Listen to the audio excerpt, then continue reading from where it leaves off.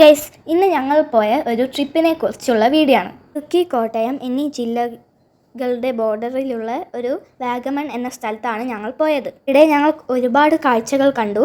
ഈ വീഡിയോയിൽ ഞങ്ങൾ പറയുന്നത് ഇലവീഴ പൂഞ്ചിറ പറഞ്ഞൊരു സ്ഥലത്തിൻ്റെ ഇതാണ്.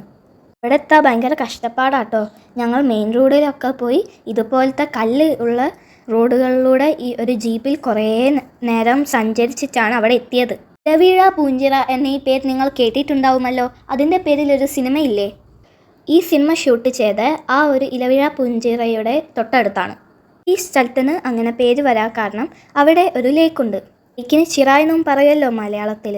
ഈ ലേക്കിന് ഇങ്ങനെ ഒരു പേര് വരാൻ കാരണം ഈ ലേക്കിൽ ഒരു ഇല കൂടി വീഴില്ല എന്നതുകൊണ്ടാണ്. അപ്പോൾ നിങ്ങൾ എന്ത് വിചാരിക്കും, ഇവിടെ മരങ്ങളൊന്നും ഇല്ലെന്നാണ്. എന്നാലും അങ്ങനെയല്ല കേട്ടോ, ഇതിൻ്റെ ചുറ്റു മരങ്ങളാണ്. മാജിക് ഒന്നല്ല കേട്ടോ.